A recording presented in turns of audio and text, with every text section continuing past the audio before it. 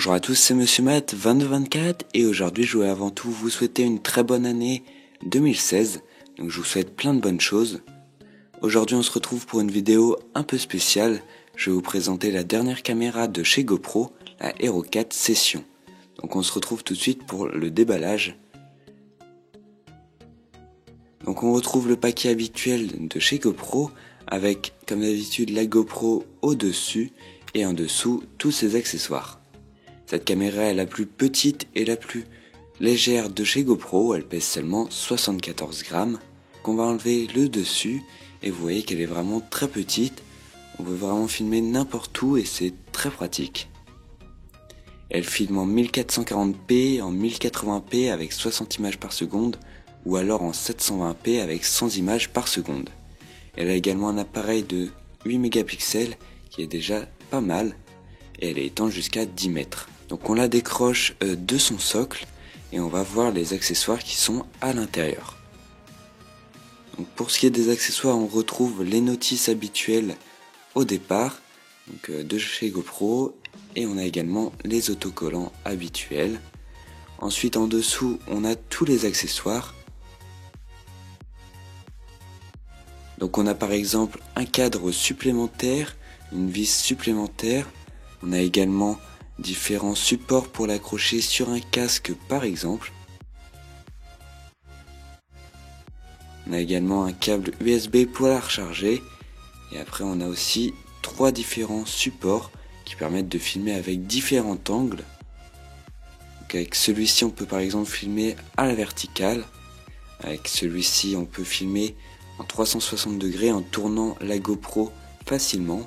Et après on a le socle habituel, le support habituel, classique.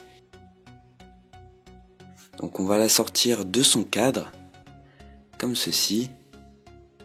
Donc elle n'a pas de caisson comme les autres, c'est pour cela qu'elle étend jusqu'à 10 mètres et non jusqu'à 40 mètres comme les autres GoPro. Donc on a un emplacement pour la carte micro SD et ainsi que la prise qui permet de la recharger. Donc on va refermer la petite porte. Donc pour filmer c'est très simple, il suffit d'appuyer une fois sur le bouton du haut, le bouton rouge, comme ceci. Et pour prendre des photos en accéléré, il faut appuyer plus longuement sur le bouton, il faut le maintenir quelques secondes. Donc vous voyez ce petit écran qui s'affiche, il permet d'afficher certaines informations sur la GoPro, sur l'enregistrement, ainsi que certaines options de la caméra. Donc j'ai remise sur son socle. Et maintenant nous allons la configurer ses options grâce à l'application GoPro disponible sur l'App Store gratuitement. Donc elle va permettre de configurer la caméra. Donc il faut la connecter en Wi-Fi avec votre iPhone. Donc vous vous rendez dans l'application et là vous avez le choix entre contrôler la caméra ou alors accéder aux médias pour accéder aux photos. Donc là on a la prévisualisation. Donc vous avez un petit aperçu de ce que vous filmez et après vous pouvez choisir différents modes, donc par exemple time-lapse, photo normale, photo en rafale ou alors vidéo. Donc vous voyez qu'il y a vraiment beaucoup d'options, c'est très pratique grâce à l'application. Donc on peut choisir la résolution, donc du 1440p, du 1080p, du 720p ou même du Super View qui permet d'avoir un plus grand angle. On a également le nombre d'images par seconde, moi j'ai choisi 60. Après on a d'autres options, on peut également choisir de mettre en automatique la faible luminosité ou alors de la désactiver. On peut également activer le spot meter, le ProTune qui permet d'avoir une meilleure qualité vidéo. On a également le choix entre 8 mégapixels ou 5 mégapixels, encore une fois le spot meter. On peut choisir l'intervalle pour la prise de photo en accéléré. On peut également choisir le nombre de mégapixels pour la prise de photo en accéléré. On peut choisir l'orientation. Également mode par défaut. Donc moi j'ai choisi vidéo. On peut choisir d'activer ou de désactiver les LED. On a également le choix à différents pourcentages pour les bips qui permettent de savoir quand est-ce qu'on filme.